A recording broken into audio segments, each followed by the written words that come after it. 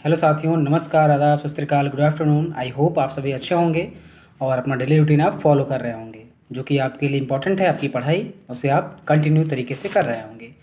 साथियों, when everything seems to be going against you, remember that the airplane takes off against the wind, not with it. मतलब ऐसा है कि जब भी लाइफ में लग रहा है कि यार अब तो यार सब कुछ ख़राब चल रहा है, मतलब अच्छा नहीं हो रहा, तो देखिए उसी टाइम क्या है ना कि आपको धैर्य रखना है और अपना मेहनत करते रहना है।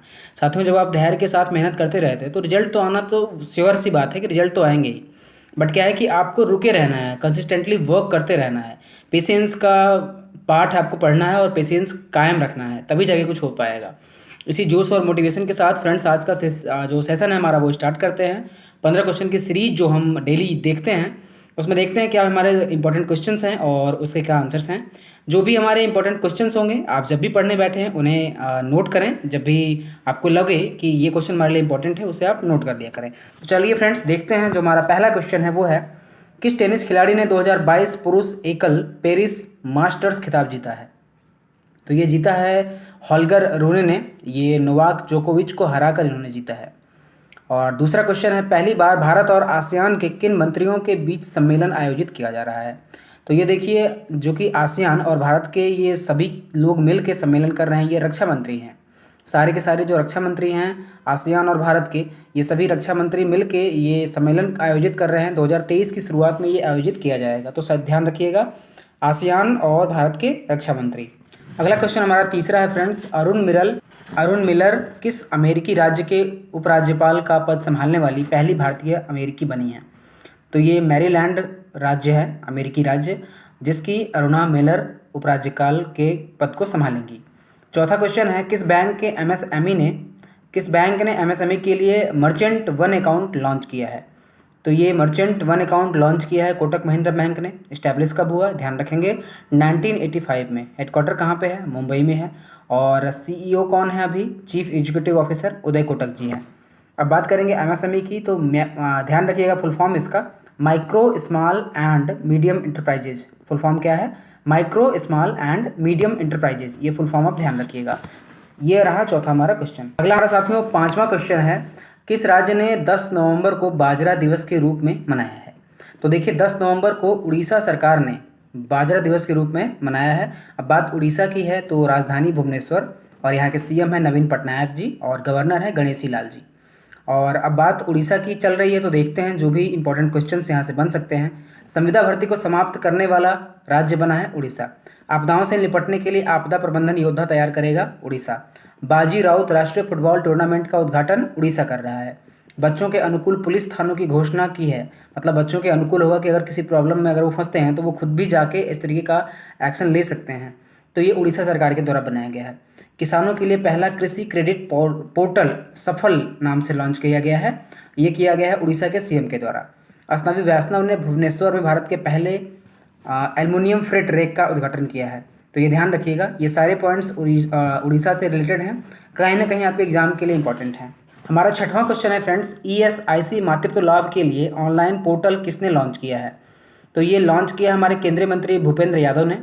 और बात ईएसआईसी की है तो एम्प्लॉयज़ स्टेट इंश्योरेंस कॉर्पोरेशन, ये है full form ESIC, employees state insurance corporation. सातवां क्वेश्चन है, इंडिया स्नोमार्ट इंटरनेशनल एग्जीबिशन के 11वें संस्करण की मेजबानी कौन करेगा? तो ये जयपुर करेगा, राजस्थान की राजधानी जयपुर। इंडिया स्नोमार्ट इंटरनेशनल एग्जीबिशन, इसका 11वां संस्करण, तो ध्यान रखिएगा। साथियों, हमारा आठवां क्वेश्चन है, आईएमएफ ने किस देश को आर्थिक संकट से निपटने के लिए $4.5 बिलियन का ऋण प्रदान करेगा? तो ये आईएमएफ, पहले तो जानिए, इंटरनेशनल मॉनिटरी फंड, ये फुल फॉर्म है। अभी किसको $4.5 मिलियन दे रहा है? तो ये बांग्लादेश को दिया जा रहा है। अब बात करेंगे बांग्लादेश की, तो राजधानी ढाका, और यहाँ के जो प्राइम मिनिस्टर हैं वो हैं शेख हसीना, और राष्ट्रपति अब्दुल्ला हामिद जी बने हैं। और अब बात करेंगे बांग्लादेश से संबंधित जो चीज़ें हैं, वसीफा नाजरीन K2 फतेह करने वाली बांग्लादेश की पहली महिला बनी हैं। रुबल हुसैन ने टेस्ट क्रिकेट से संन्यास की घोषणा की है, ये बांग्लादेश के क्रिकेटर हैं। T20 इंटरनेशनल क्रिकेट से संन्यास की घोषणा करी है बांग्लादेश के खिलाड़ी तमीम इकबाल ने।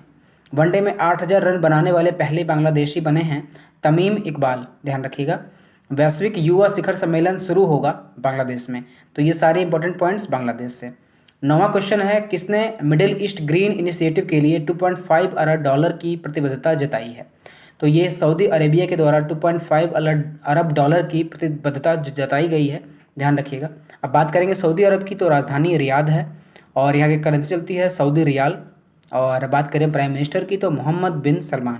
तो ये सारे पॉइंट सऊदी अरब से हैं, इन्हें आप ध्यान रखिएगा। अगला हमारा जो 10वां क्वेश्चन है फ्रेंड्स, ये है हिमाचल प्रदेश में दुनिया का सबसे ऊंचा मतदान केंद्र कौन सा बना? तो यहाँ के जो हिमाचल प्रदेश है, यहाँ के लाहौल स्पीति जिले में टसीगंग, ध्यान रखिएगा, टसीगंग नाम से जो मतदाता केंद्र बनाया गया है, ये दुनिया का सबसे ऊंचा मतदान केंद्र है, 15,256 फीट ऊंचाई पे। और अभी अगर हिमाचल प्रदेश की बात करें तो यहाँ यहीं पे सबसे ज़्यादा उम्र के मतदाता, और जो कि 107 वर्ष के थे, उनका भी हाल ही में निधन हो गया। नाम आप कमेंट करके मुझे बताइएगा, जो कि मैंने ये बताया हुआ है। 11वां क्वेश्चन है, India agri business best state award किसने जीता है? तो ये जीता है हरियाणा ने। अब बात करेंगे हरियाणा की, तो राजधानी चंडीगढ़ है और यहाँ के सीएम है मनोहर लाल खट्टर और जो गवर्नर है वो है बंडारू दत्तात्रेय। अब बात हरियाणा की चल रही है, तो कुछ इंपॉर्टेंट जो यहाँ से बन सकता है वो हम देख लेते हैं। पालतू कुत्तों का पंजीकरण अनिवार्य किया है हरियाणा गवर्नमेंट ने। TOFI कार्यक्रम शुरू किया है हरियाणा गवर्नमेंट ने, और ये कार्यक्रम क्यों शुरू किया है गया है? वन के पास वन क्षेत्र को और बढ़ाने के लिए, जो वन का एरिया तो है ही, उसके आसपास के क्षेत्रों को भी बढ़ाने के लिए उसमें वन ऐसे लगाया जाए या फिर वन क्षेत्र डेवलप हो सकें। सामाजिक, आर्थिक और राजनीतिक न्याय में हरियाणा सर्वश्रेष्ठ राज्य घोषित किया गया है, ध्यान रखिएगा।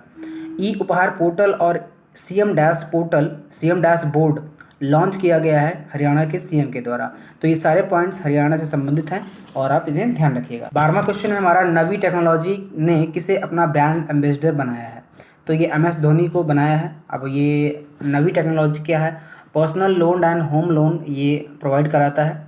अब ब्रांड एम्बेसडर की बात चल रही हो तो जो भी इंपॉर्टेंट ब्रांड एम्बेसडर हैं उन्हें देख लेते हैं। पिंटोला के ब्रांड एम्बेसडर सूर्य कुमार यादव हैं। फीफा 2022 में भारत का ब्रांड एम्बेसडर रणवीर सिंह को बनाया गया है। स्केचर्स इंडिया के ब्रांड एम्बेसडर कृति सेनन जी बनी हैं। फायरबोल्ट के ब्रांड एम्बेसडर विजय देवरकोंडा और कियारा आडवाणी दोनों हैं। और प्रमुख एडटेक कंपनी बायजूस ने एजुकेशन फॉर ऑल पहल के लिए किसे ग्लोबल एम्बेसडर नियुक्त किया है? तो ये प्रसिद्ध फुटबॉलर लियोनल मेसी को ये नियुक्त किया गया है। बोरोप्लस के जो हैं ब्रांड एम्बेसडर वो हैं अक्षय कुमार, और ओमारा डेट्स के अमिताभ बच्चन। तो ये सारे के सारे ब्रांड एम्बेसडर इंपॉर्टेंट हैं, इन्हें आप नोट कर लीजिएगा, ध्यान रखिएगा, आपके एग्जाम के लिए इंपॉर्टेंट है। अगला हमारा 13वां क्वेश्चन है, बिम्स्टेक के कृषि मंत्रियों की दूसरी बैठक की मेजबानी किसने की है? ये भारत के द्वारा की गई है और न्यू दिल्ली में ही कराई गई है। अब बात करेंगे कि बिम्स्टेक का फुल फॉर्म क्या है? Bay of Bengal initiative for multi sectoral technical and economic cooperation. फिर से देखिएगा, bay of Bengal initiative for multi sectoral technical and economic cooperation establish कब किया गया? 1997 में इस्टेब्लिश किया गया। हेडक्वार्टर कहाँ पे है? ढाका में है। ये बे ऑफ बंगाल के पास के 7 देशों का समूह है बिम्स्टेक। तो ये कंट्री कौन कौन से हैं? बांग्लादेश, भूटान, इंडिया, नेपाल, श्रीलंका, म्यांमार और थाईलैंड। तो ये सारे इंपॉर्टेंट पॉइंट्स बिम्स्टेक से रिलेटेड थे। अगला हमारा क्वेश्चन है 14वां, ये है भारतीय सेना ने किस राज्य में वालोंग मेले का आयोजन किया है? तो ये वालोंग मेले का आयोजन अरुणाचल प्रदेश में किया गया है। अब बात करेंगे अरुणाचल प्रदेश की, तो राजधानी ईटानगर है और यहाँ के सीएम है पेमा खांडू जी, और जो यहाँ के गवर्नर है वो है ब्रिगेडियर BD मिश्रा। अब कुछ इंपॉर्टेंट पॉइंट्स यहाँ से देखते हैं। कुंडोलोहित नदी पर भगवान परशुराम की 51 फीट ऊंची प्रतिमा स्थापित की जाएगी, कहाँ पे? आंध्र प्रदेश में। पूर्वोत्तर का पहला एक्वा पार्क बनाया गया कहाँ पे? सॉरी, ये आंध्र प्रदेश नहीं, मैंने गलत बता दिया, अरुणाचल प्रदेश। कुंडोलित नदी पर भगवान परशुराम की 51 फीट ऊंची प्रतिमा कहाँ पे? अरुणाचल प्रदेश में। पूर्वोत्तर का पहला एक्वा पार्क अरुणाचल प्रदेश में बनाया जा रहा है। अप्रैल 2022 में GST राजस्व संग्रह वृद्धि में शीर्ष पर रहा कौन सा राज्य? अरुणाचल प्रदेश। तो ये सारे पॉइंट इंपॉर्टेंट हैं अरुणाचल प्रदेश से, तो इन्हें आप नोट करिएगा, ध्यान रखिएगा, आपके एग्जाम के लिए इंपॉर्टेंट है। हमारा आखिरी और 15वां क्वेश्चन ये है, राष्ट्रीय शिक्षा दिवस कब मनाया गया? 11 नवंबर को मनाया गया राष्ट्रीय शिक्षा दिवस। स्वतंत्र भारत के पहले जो शिक्षा मंत्री थे ना, ये थे मौलाना अबुल कलाम आज़ाद जी, और इन्हीं के जयंती के उपलक्ष्य में ये दिवस मनाया जाता है। अब बात चल रही है दिवसों की, तो हम देखते हैं 11 नवंबर से पहले नवंबर महीने में कितने दिवस इंपॉर्टेंट हैं और उन्हें मनाया गया है। तो पहला है 1 नवंबर को मनाया जाता है विश्व शाकाहारी दिवस। और इसी दिन मनाया जाता है 2 केंद्र शासित प्रदेशों और 7 भारतीय राज्यों का स्थापना दिवस। तो ये 2 केंद्र शासित प्रदेश कौन से हैं? लक्षद्वीप एवं पुदुचेरी। और 7 भारतीय राज्य कौन से हैं जिन्होंने अपना स्थापना दिवस मनाया है? तो ये हैं केरल, कर्नाटका, आंध्र प्रदेश, पंजाब, हरियाणा, मध्य प्रदेश और महाराष्ट्र। तो ये सारे के सारे इंपॉर्टेंट हैं, इन्हें आप ध्यान रखिएगा। सॉरी, महाराष्ट्र नहीं, छत्तीसगढ़। छत्तीसगढ़ है। केरल, कर्नाटका, आंध्र प्रदेश, पंजाब, हरियाणा, मध्य प्रदेश और छत्तीसगढ़ सभी ने मिलकर अपना स्थापना दिवस मनाया है।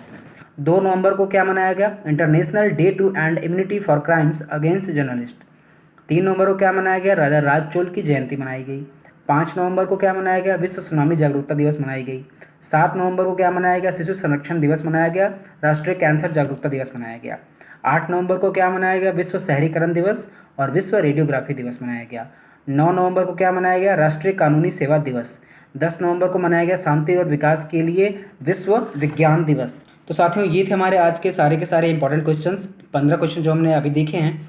और लास्ट में जैसा कि डेली में पूछता हूँ आपसे क्वेश्चन ऑफ द डे, तो आज हमारा जो क्वेश्चन ऑफ द डे है, तो 2023 खेलो इंडिया यूनिवर्सिटी गेम्स की मेज़बानी कौन करेगा? तो आपके पास ऑप्शन है यूपी, एमपी, बिहार और हरियाणा। इन चारों में से एक इम्पॉर्टेंट है, मतलब एक राइट आंसर है, आपको वो आंसर हमें बताना है।